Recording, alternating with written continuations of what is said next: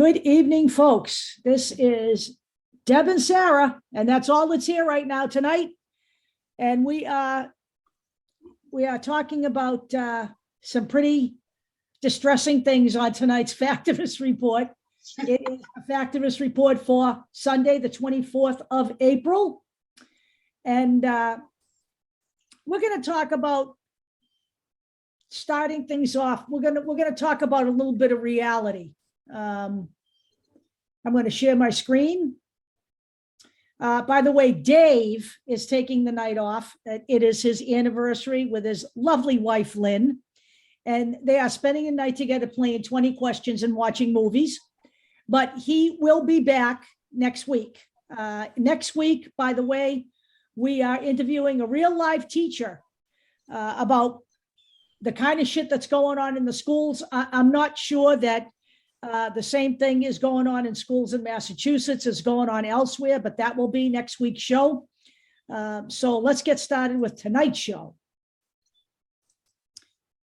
So first, we're going to start with this notion that we are one nation. Now, I've been saying for a long time that we are not one nation.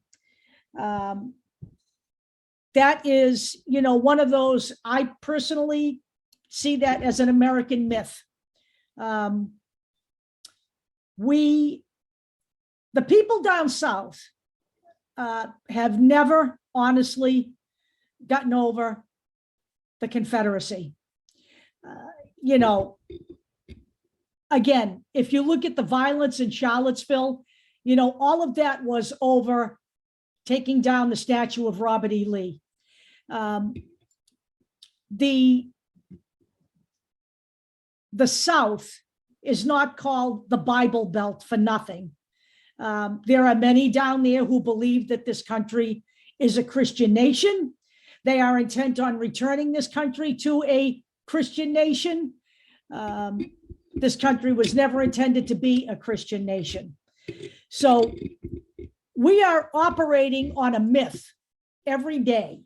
And I think when you look at what's going on in this country right now, it is a reaction to the fact that a Democrat is in power. It was bad under Trump. I'm not saying it wasn't. It is worse without him. And they have gone off the edge. So let's talk about one more issue before I get into the nuts and bolts of this. But, this article is really good. It basically says that, as long as the Republican Party is in power, they're actually basically less dangerous. When they are not in power, they become absolutely virulent about what they're doing. And I'm going to show you that in relationship to Governor DeSantis, because if anything represents what's going on here on a microcosm basis, it is what is going on in Florida right now. But before we do that, let me just say this. We did not discover America. We stole America from Native Americans, all right? Not one of us can claim to be a Native American unless we are descendant from Native Americans. So this notion about immigrants and, the fact that the white man built America, I believe that was Rick Santorum who said that there was nothing here before we got here. That's a bold-faced lie. Okay. The other fact of the matter is that we also stole 500,000 square miles of land from Mexico. So let's get off that whole we discovered America thing. We fought the Mexican-American War, and we basically took Texas, Oklahoma, Nevada, and all of those states. Those all belonged to Mexico at one point. So let's stop this shit, okay? Let's get a grip. So here we have Ron DeSantis, and he's positioning himself Gird your loins for battle, put on the full armor of God. DeSantis is running as the biblical savior of the country, okay? He is the anti-LGBTQ warrior, you know, and all of this stuff, he said these words are coming from his mouth, okay? He said, gird your loins for battle, we are going to fight. You put on the full armor of God. He's running for re-election in Florida. There's a lot of rumors out there that he is going to run for president. I personally think that he will run for re-election in Florida and win. And I do believe he will run for president. And I believe Donald Trump believes he will run for president as well. But the bottom line is he's taken those words right out of the Bible when he says, gird your loins, okay? This is right out of the Bible, and this is where he's taken it from. Put on the full armor of God so that you can take your stand against the devil's schemes. For our struggle is not against flesh and blood, but against the rulers, against the authorities, against the powers of this dark world, and against the spiritual forces of evil in the heavenly realms. Therefore, put on the full armor of God so that when the day of evil comes, you may be able to stand your ground. And after you have done everything to stand, in addition to all this, take up the shield of faith with which you can extinguish all the flaming arrows of the evil one. Take the helmet of salvation and the sword of the Spirit, which is the word of God. You know, I don't know how that doesn't scare people, but it certainly scares me. So let's talk about what Ron DeSantis has been doing.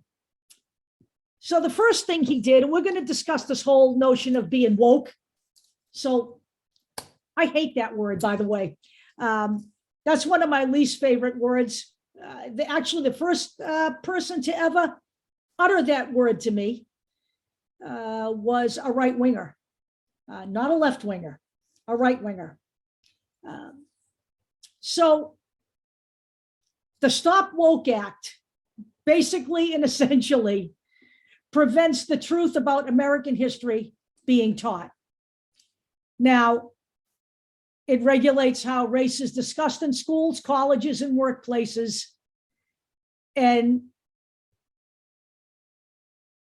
you know, we're talking about supposedly the right wing being all for free speech and all for, you know, fighting for freedom against the left.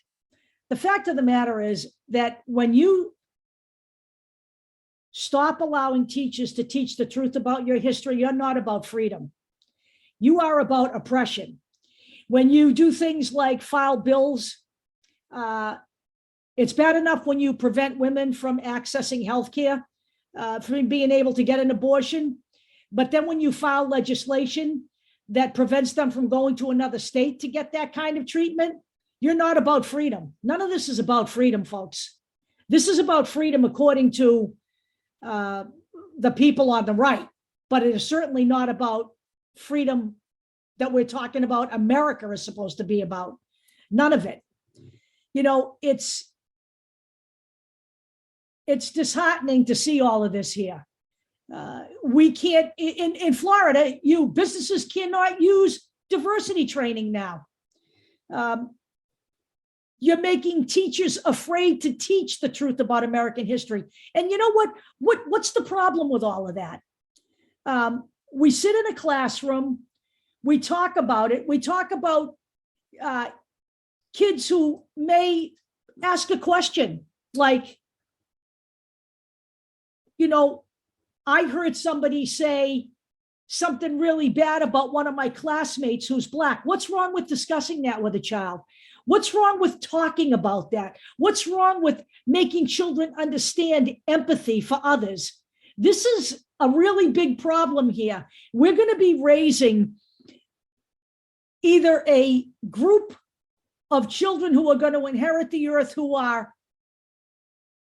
all about being uneducated about the realities of the world, or racists.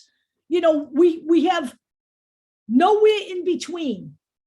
When you can't discuss this stuff in a classroom, which is what education is all about, then you are certainly not servicing children in this country. You are actually doing them more harm than you are good.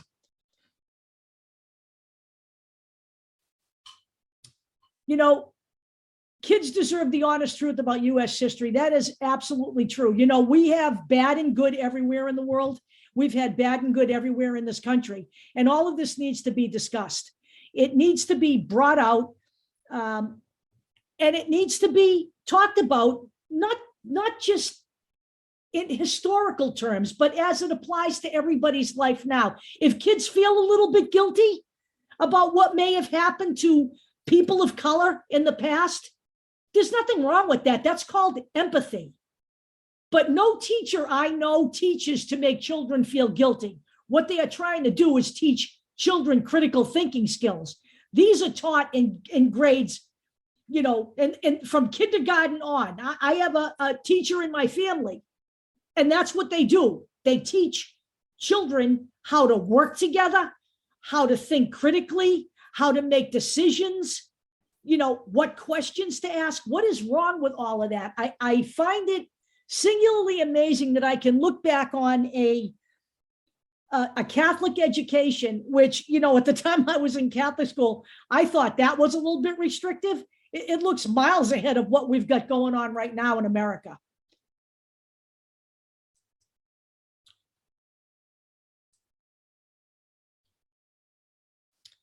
So what we've basically done here is the right wing in this country and the GOP politicians who enable the right wing in this country have basically destroyed the trust that people have had in teachers and the educational system. And I believe that that was done intentionally. None of this is about teachers teaching to groom children, or teachers teaching to make children feel guilty about the historical past in this country. First of all, critical race theory is not taught in grades K through 12. That is not to say that there won't be questions that come up, that there won't be issues that come up where some of that conversation might come up. But then when it does, you deal with that. You have now got a situation in Florida where teachers will be afraid to teach. And that is never a good thing. You know, we're doing an unbelievable disservice to the children. We're doing an unbelievable disservice to the teachers. When you have a situation where you are telling parents, you know, this parental rights thing, this is a thing that was an operative agenda item for the right wing. Parental freedom and parental rights is a construct of the right wing. Parents have never been left out of that conversation.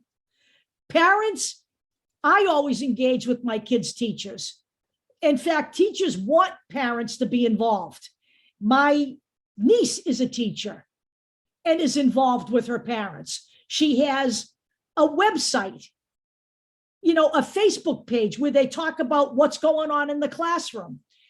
You know, when it comes down to curriculum, however, I'm going to state flat out that parents have no business being involved in curriculum.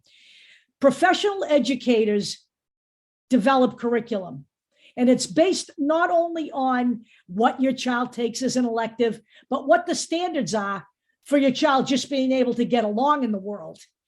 Now,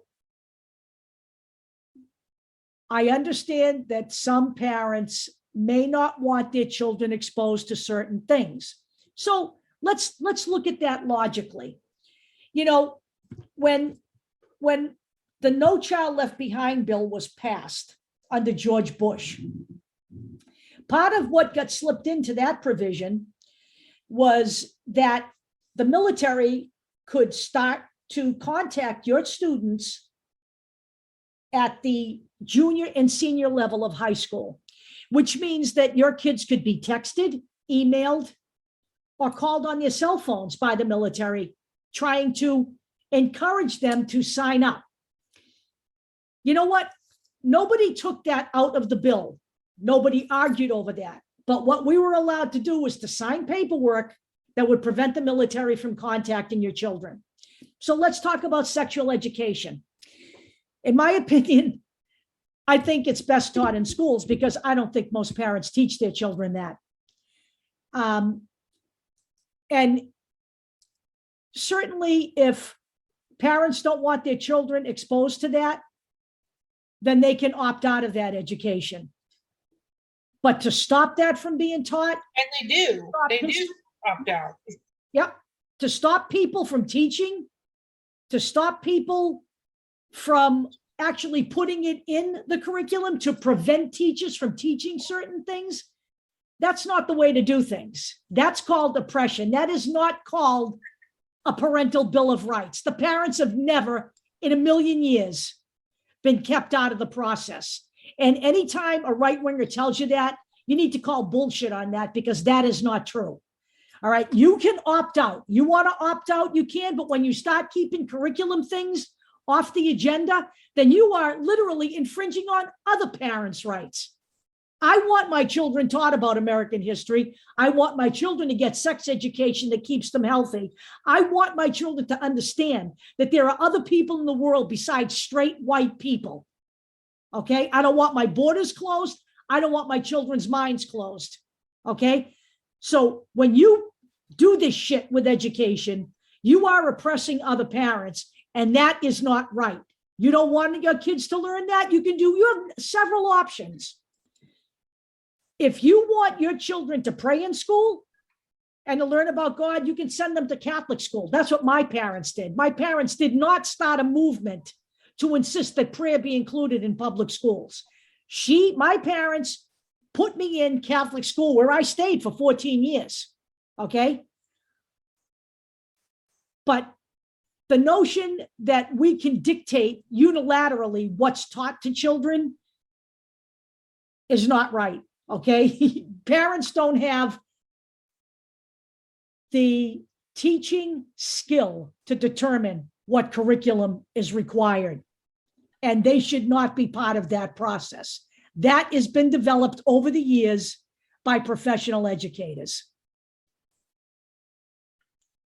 This is about rich white conservative people who have never really had to struggle in their life, who have never had to hold their tongue and listen to other people, and they want to breed a whole bunch of ignorant, indoctrinated children, not just their own. They want all children to be young, dumb, and obedient. Yeah, they do. And religious. Yeah, and religious. And that's right. And you know what? This is the other thing. Not everybody who's a right-winger and a Republican is rich. There are plenty of right-wing poor people too. But the poor people are more, in my opinion, I've been down south. I lived there for several months when I was young. It's either entitled white people or it's poor white people who have been brought up in a very Christian environment. And there's two things at play here. So, the notion that, this is why DeSantis has taken that gird your loins position. He knows who he's talking to. He knows who he's talking to. He's talking to people who are just absolutely paranoid about making this country a Christian nation, because in their minds, that's how all of us are going to be saved. We're going to get rid of the evil left-wingers. We're going to close everybody's minds so that we can't be distracted. We need to be all a certain way in order for this country to work. And that's their way. And that's really what it is. And that's why I say we are not one nation. We never have been one nation. We've always been us versus them. No matter what anyone will tell you, we have never thought like a people, okay?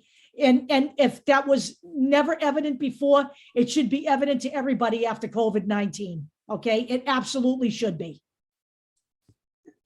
So now we have Ron DeSantis, taking his paranoia into the world of math textbooks, where he has, decided that they're too woke they have slipped in critical race theory into the math books. Now, this guy, Judd Legum, who we've talked about in the past, took a look at these books. And some of this shit is just absolutely ridiculous. It's like when you start talking to children about how they're feeling, it's like talking about children working together, concepts such as that. There is not one thing in any of these books that is overtly based on, making them feel bad. Telling kids to be nice to their classmates is not indoctrination. You don't teach that to your kids. You don't teach your kids to be nice to each other. Tell me you've never done that. Of course they don't. There was nothing in any of these books that was an overt discussion of race, racism, or anything that could be construed as related to CRT in any of the textbooks. While the vast majority of the textbooks focused on basic math skills, they also encourage students to reflect on how they learn and work with their classmates. In general, the textbooks encourage young students to be nice to each other and themselves. Okay? This could be considered SEL, which focuses on social and emotional competence and helping children develop emotional literacy when it comes to their feelings and other people's. But not one thing in any of these books was overtly about racism. And this is the danger of people like Ron DeSantis. Because do I really believe that people are going to go take a look at these books? I actually don't. I have actually got very little faith in the American people doing anything like that anymore. Okay. So let me just read this part to you here. One rejected textbook, Florida Reveal Math Grade 1, includes a series of questions under the heading Math is Mindset. These questions include, how can you show that you value the idea of others? And what helps you understand your partner's ideas? The book also encourages students to learn how to work together when doing math and to listen to our friends and teachers. Florida Reveal Math Grade 5, which was also rejected, uses similar prompts to encourage students to think critically about how they work with others in the classroom setting. When we do math, we listen to the arguments of others and think about what makes sense and what doesn't. I'm trying to, forgive me if I can't extrapolate this into the CRT level. This is patently ridiculous. And, I firmly believe that Ron DeSantis is doing this all for political expediency. He wants to get his ass reelected, and he wants to become president of the United States. And he is pandering to the people in Florida. There's no question that there are gay people in Florida. There is no question that there are trans people in Florida. There is no question that there are some left-wingers in Florida. But the people pushing the buttons down there are not those people, okay? I mean, I have gay friends who have retired to Florida. I'm trying to figure out why, but I will never retire to Florida. I'd rather live in a fucking igloo. Now we're going to move into some other areas here. I'm presenting him because this is in a microcosm, just one state, totally reflective of everywhere we're going with the right wing in this country. Ron DeSantis has signed a bill that bans abortion after 15 weeks. Roe v. Wade is under attack. The gloves are off. The Republican Party is, as I have said, I said years ago that they were going to go after Roe v. Wade. I remember in 2016, when we were still kind of asleep ourselves, we were streaming with women.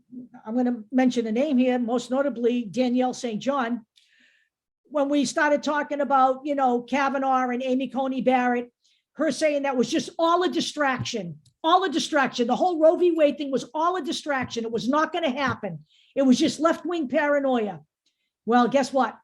I'm going to tell you right now, Roe v. Wade is history. It is going to be history. And these guys know it. And this is why these bills are being passed. Okay. He not only banned abortion after 15 weeks, but against all kinds of medical and mental health advice, there is absolutely no exception for rape and incest. There is no exception in the Florida bill for rape and incest. I call that cruelty. I don't know what you call it, but I call that cruelty.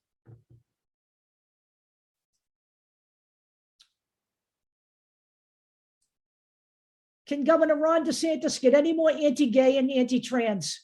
That's our next topic. Oh, yes, he can. By the way, these right here, this is an actual billboard that is being run in the state of Florida by the Human Rights Campaign. You know, I used to work for the Human Rights Campaign back in 1994. I worked for them for several years. And in 1994, we had this bill we were trying to push through, which was called the Employment Non-Discrimination Act, which is now the Equality Act, which is never going to pass.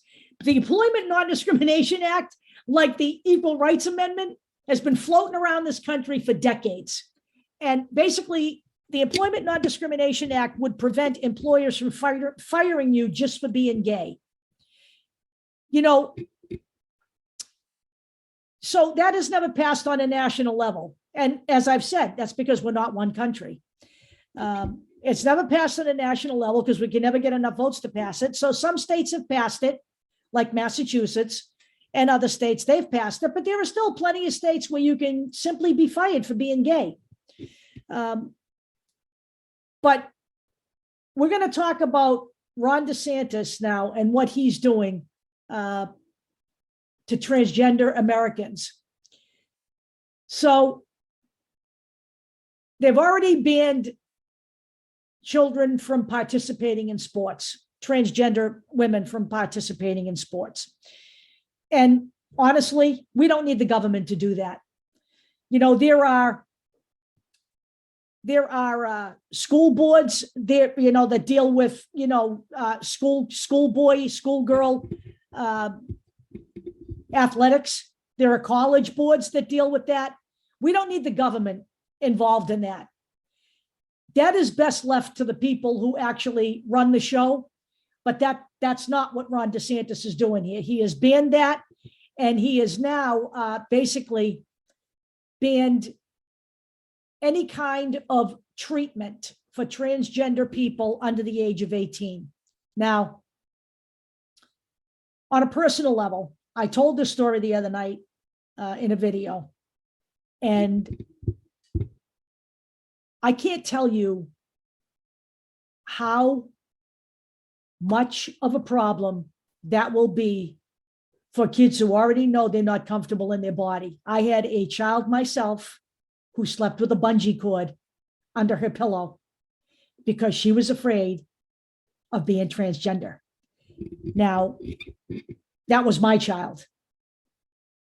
If you do not think that this is going to cause emotional upheaval for these kids, you're crazy. This is disastrous. This is not protecting children. This is child abuse. I've been accused of child abuse because I support my transgender child. This is what child abuse looks like, exactly what's being done here. It's utter bullshit, okay? No one's indoctrinating these kids. There are now studies that show that kids as young as 3 years old, up to the time they're 12 years old, already know they're uncomfortable in their body. My child has never, not even when she was a he, stood up to pee. There are things that you notice. I noticed this from a very young age, and I noticed it right up till a senior in high school when she finally came out and told me the truth. I noticed this. All right. I kept saying to certain people, you know, there's something really different about my kid.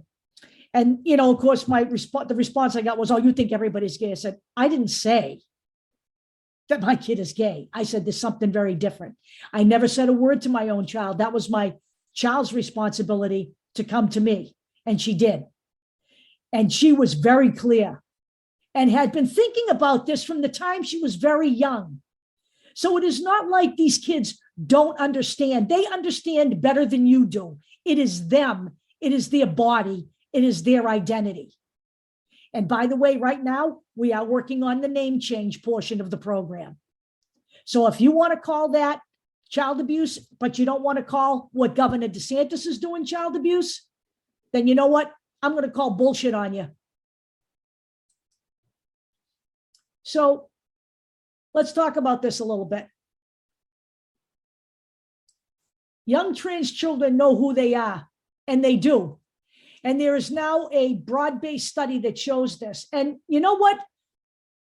If you go through this thing and read it, and I will, certainly put this in here, not everybody who has these feelings ends up transitioning. They have actually done a study that has a pretty sizable group, 85 gender nonconforming participants. Now, these are maybe kids who may not dress according to gender, who may not play games according to gender. They may play with trucks. Girls may play with trucks. Boys may play with dolls. They don't all end up transitioning. Some of them do. Some of them, it's just the way they play. It's not indicative of anything. But most of these children are much more resilient and much more aware than their adult counterparts are. So to insinuate that they need to be kept from this when they know themselves is not right. So we've had a lot of nasty chatter out there about gays and lesbians and transgender people. In Broward, Florida, I'm going to just show you what the result is of all of this hateful rhetoric. Broward family savagely beat gay man because they felt they made their son gay. So this guy was beaten. He was dating their child. This guy was beaten to the point where he is now blind. These parents are now going to be charged with murder and a hate crime. But all of this comes from all of this talk. All the stuff you see on social media, all the stuff that comes out of politicians' mouths like Ron DeSantis, okay? All of this hate talk, all of this nonsense about the evils of LGBT people, I'm going to just tell you right the fuck now. Nobody makes anybody gay.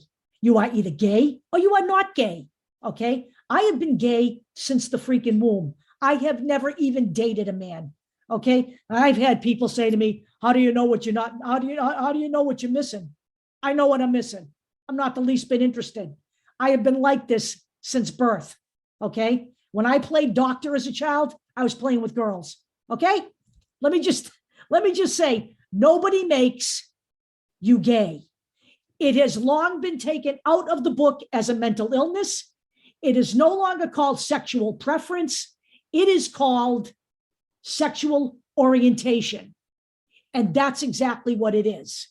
And that's not to say that bisexual people don't exist. They absolutely do.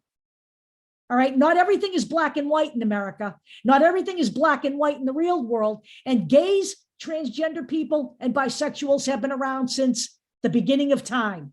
It's just that nobody knew what the fuck it was and nobody talked about it.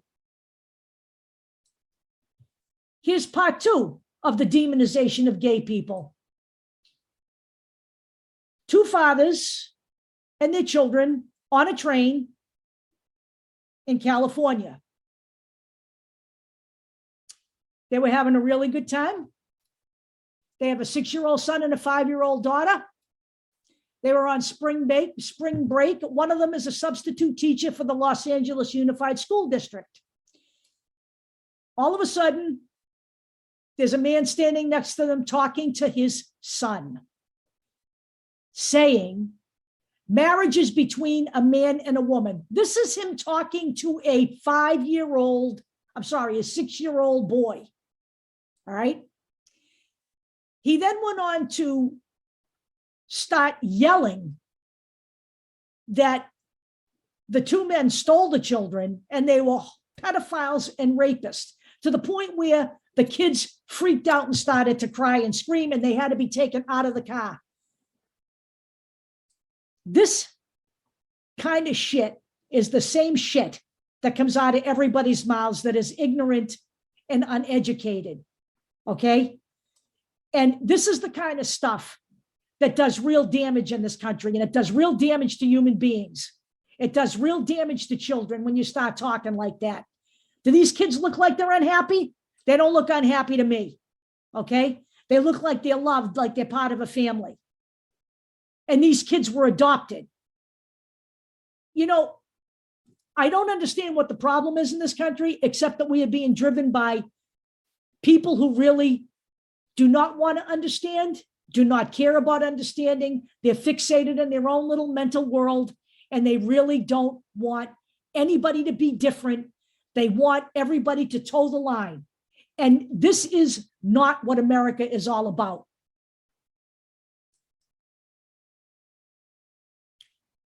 So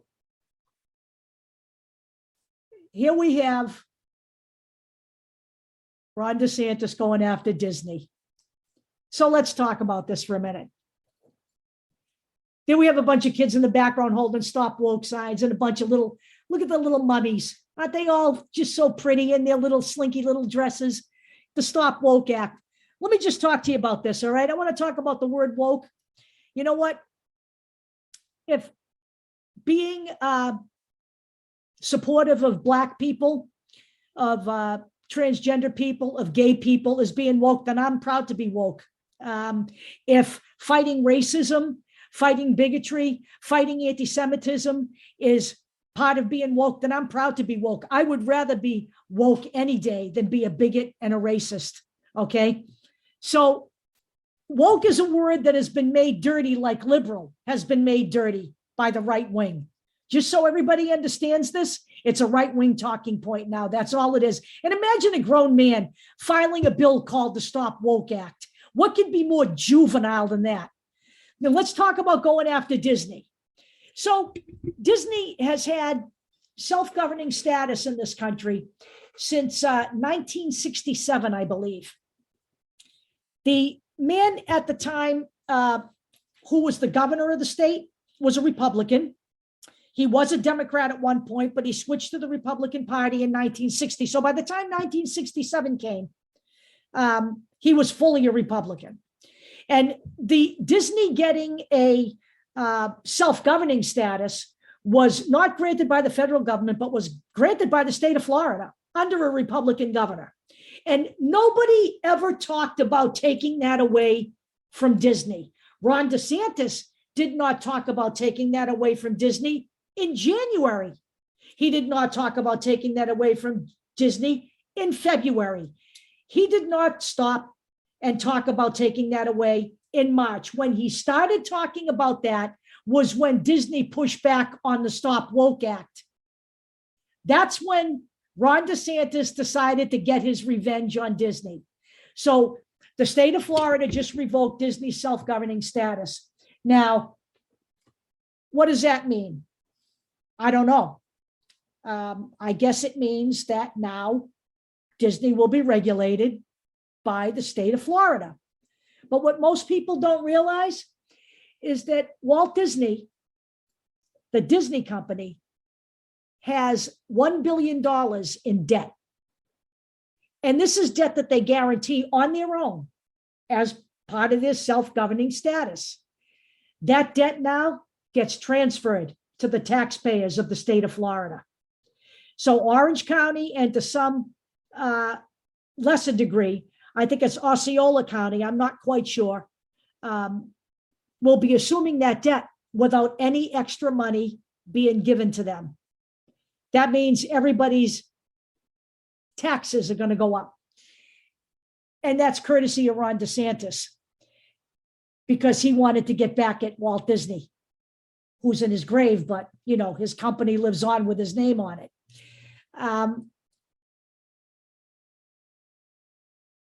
You know, I don't really believe the corporation should have self-governing status. I never did. But like I said, none of this was on anybody's agenda until Disney started pushing back on the gay bills. And you know what? Disney does have Gay Week, where gay families go down there. That's something that's not really appreciated by Ron DeSantis either.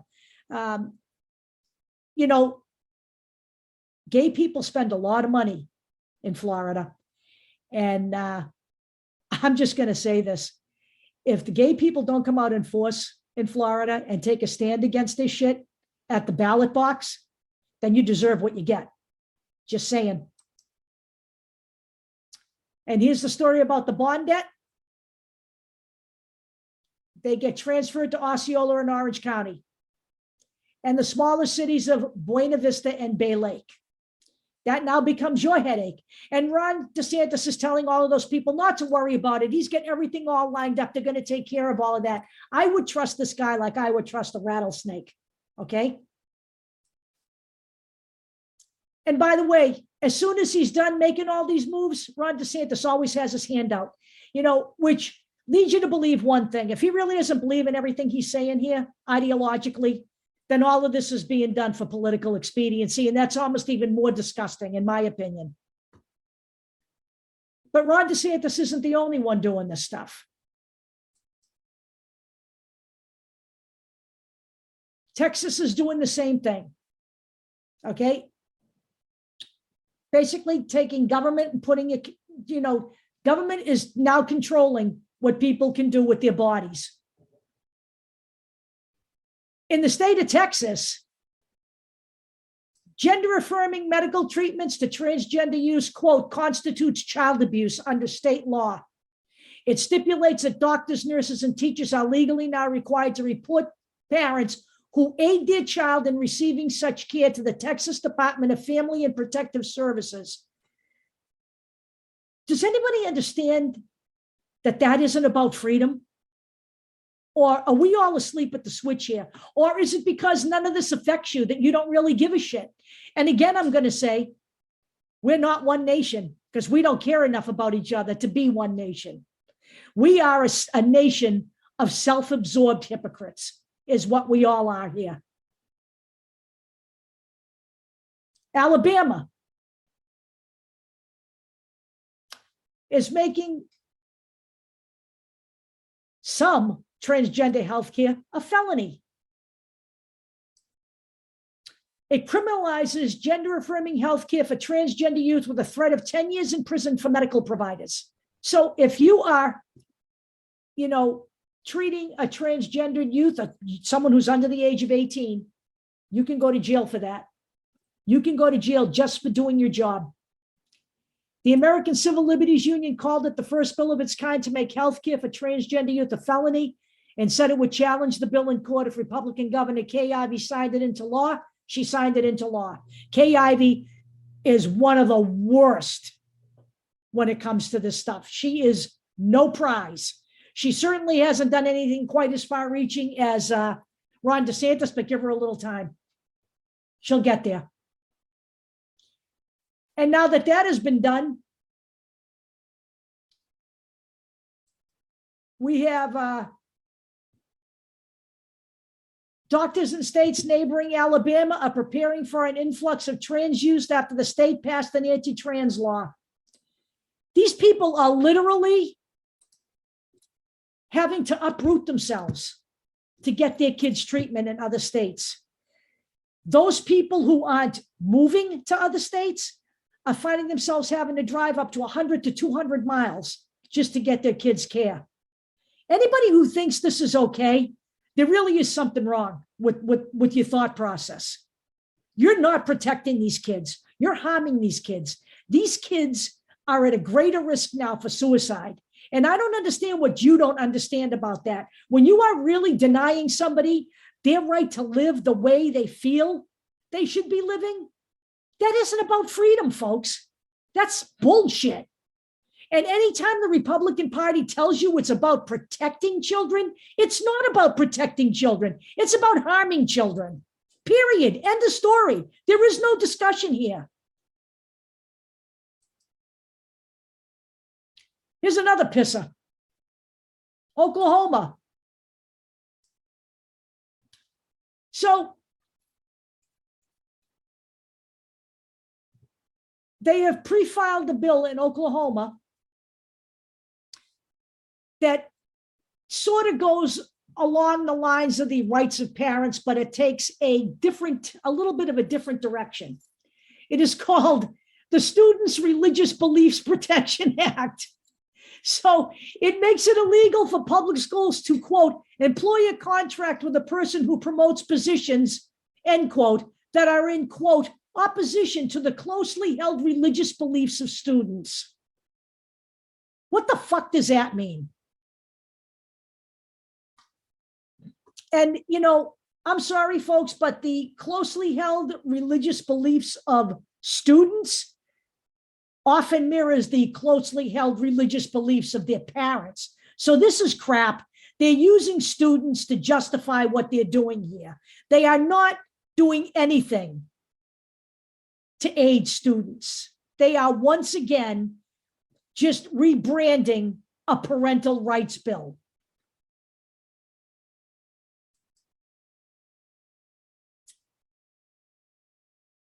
We're going to talk a minute about Roe v. Wade, because I'm pretty much done with that portion of the program. So we're going to just wrap things up here, because I want to talk about the Roe v. Wade decision and what this means. You know, I've been working on this website and it's looking pretty good. We're definitely going to launch next week. There's no question about that. I know I've been saying that, but writing this thing and researching this thing takes an awful lot of time. And then, you know, you have to go back and look and make sure that everything is consistent, that everything's presented consistently, that everything kind of looks cohesive. So that's part of the process too. So I apologize it's taken this long, but you know, it's going to be extremely comprehensive. And the goal behind the whole website is to present to you what's going on with the right wing in one big picture, so everyone can see how all of this ties together. Okay, there's a common theme here. And I'm hoping that the website will show this to people. And I'm hoping people care enough to look at it. But when I was researching and reading the part about Roe v. Wade, I have to say that one of my idols, one of my heroes on the planet is the notorious RBG, Ruth Bader Ginsburg. She was literally, in my mind, the best Supreme Court justice we ever had. She really did understand the Constitution. She really did understand the importance of framing laws in the right light. So Roe v. Wade was decided long before she became a Supreme Court justice, but she was always a fierce believer in a woman's right to choose. But she was unconvinced that Roe v. Wade was framed in the right way. And she thought that Roe v. Wade would be something that eventually challenged, and she was right. They framed Roe v. Wade based on a woman's right to privacy. So in that construct, it was framed around the 14th Amendment, around a woman's right to privacy. She thought Roe v. Wade should have been framed around gender equality. And I think she's right, because here's where we are now. Roe v. Wade's going away. It'll be a thing of the past. As soon as the Supreme Court hands down its decision, I have, you know, if it doesn't happen, I'll be pleasantly surprised. And I will admit that I'm pleasantly surprised, but with a 6-3 ultra-conservative majority, and I believe the Supreme Court was stacked that way by the GOP to get to this point, no question about it. They can talk about Biden stacking the Supreme Court. The man has had one appointment. Donald Trump appointed 3. You will remember, by the way, let me remind you, that the GOP refused to move on Merrick Garland because Barack Obama was going to be leaving office, and that should have been left up to the next president. You might be able to make that argument, except for the fact that Donald Trump was in the same position, a re-election position, when he shoved Amy Coney Barrett through. No one even invoked those concerns, did they? No one did, especially no one on the Republican side. So we have one set of rules that works for the Republicans and one set of rules that applies to the Democrats. But now we have, for better or for worse, and mostly for worse, an ultra-conservative majority. The problem is, once you have a decision like Roe v. Wade, when you frame other Supreme Court cases, you often use Roe v. Wade as a precedent. If Roe v. Wade goes down, it opens the door on contraception and same-sex marriage. Same-sex marriage was used, the same argument was used on same-sex marriage. If it's called into question on Roe v. Wade, you can bet your life the right's going to go after same-sex marriage and the LGBT community next. So anybody in the LGBT community who's been sitting back and relaxing and thinking we're all good now, you better wake up really soon.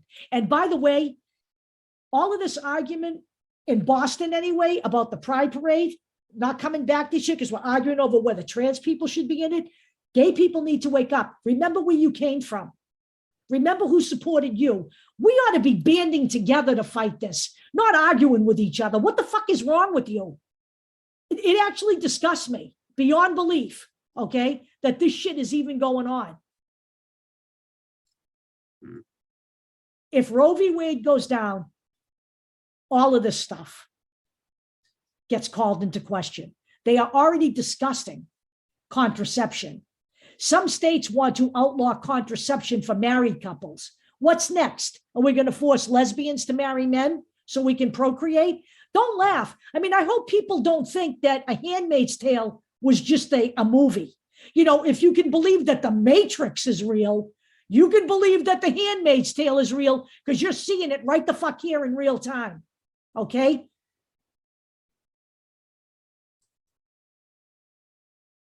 Now, I just want to take a few minutes here too. I know you're all asleep at the switch on this one because, you know, this is what, over a year old now, isn't it? Yeah, because your minds don't go back that far. What happened on January 6, 2021 was a coup. It plain and simple, all right? I don't know how to explain this to anybody, but this cannot be allowed to go away. In June, they are going to start televising the hearings. And I'm going to tell you right now, it is incumbent on everybody that they pay attention. There are new revelations out there. And one of those revelations was that they now believe that the Secret Service protecting Mike Pence was talking to the Secret Service for Donald Trump. And when they were trying to get Mike Pence to safety, Jamie Raskin said he uttered 6 words that he found the most chilling. Basically, Mike Pence said, and this was a car being driven by the Secret Service, I'm not getting in that car. Because the goal was to get Mike Pence away from the Capitol so he could not certify the election. And Mike Pence knew that. Forget that Mike Pence is now groveling at Donald Trump's heels, because that's what politicians do, especially right-wing politicians. But the fact of the matter is, Mike Pence in that moment knew that he had no power to overturn the election. And he knew that he could not certify the election if he got in that car because they were going to take him away from the Capitol. People need to understand what went on here.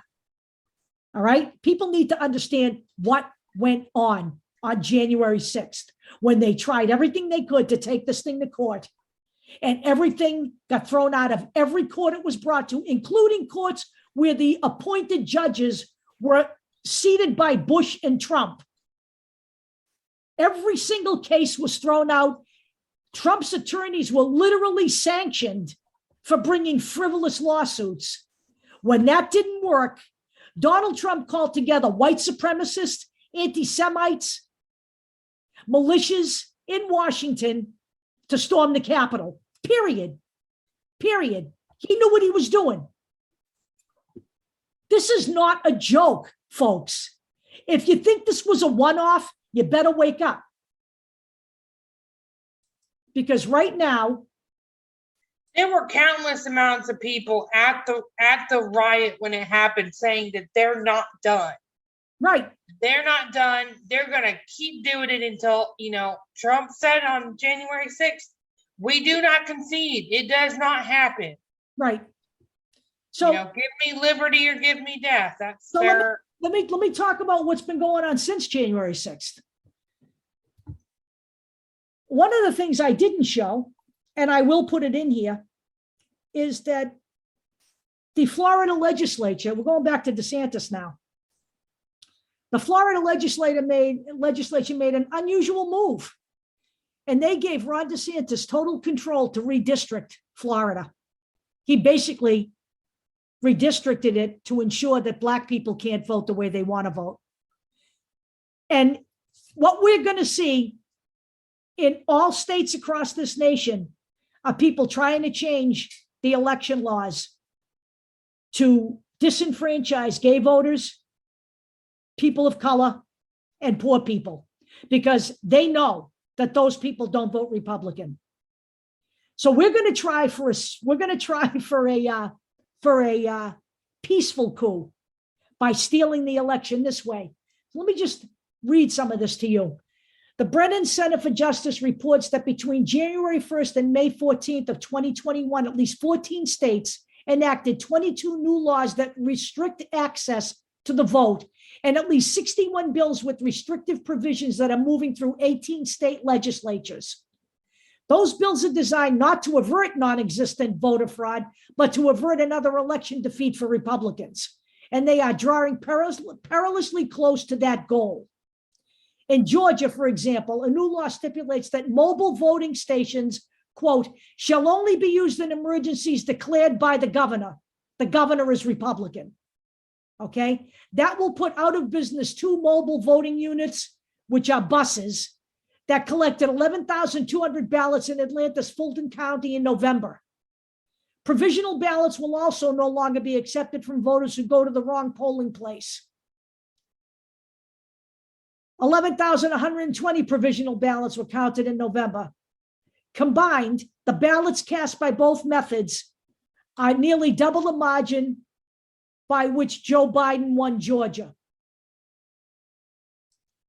A new election law in Texas, which has been temporarily blocked by a walkout of Democrats from the state house, would outlaw many of the methods used to increase minority turnout, such as drive-through voting and early voting before 1 p.m. on Sundays. So what happens is a lot of these people get to vote after church services. They're going to take that away from them.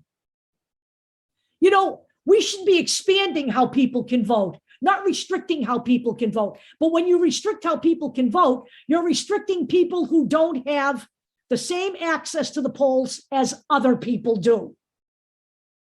Let me repeat that in English.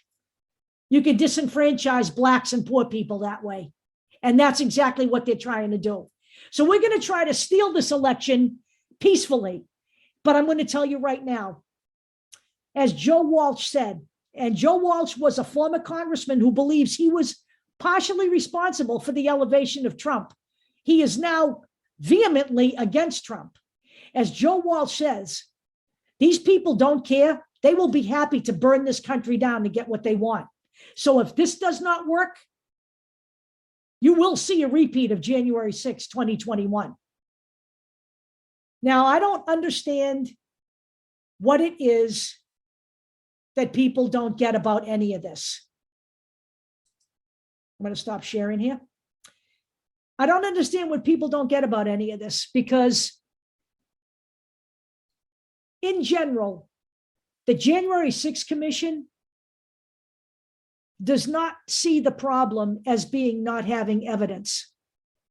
The January 6th Commission, Jamie Raskin has stated, when they start to televise these things in June, what you will see will be explosive. And I believe that. The problem they see, the number one problem to bringing all of this to justice, is that the American people don't fucking care. And that's a shame, because you know what? Watergate was much the same way here. except that people did care very much back then. And you know how you know people cared? Because they had the goods on Richard Nixon and he fucking resigned because he knew he was a dead man. Right now in America, none of these guys care. None of these guys care because none of you care. And that's a plain and simple fact. But you better start caring soon, because if you don't think this shit's going to fly again, you're sadly mistaken. And I just don't even know where to go with this, but you know, that's all I've got for the show for tonight. I just don't know how to make people understand what's really going on here. If you can't look at all of those headlines, read all of those headlines, and understand where we're headed, then you are really much more uninformed and in the ozone than I thought you were. So that's it, gang. I'm going to stop the recording now so we can just chat. Have a nice night.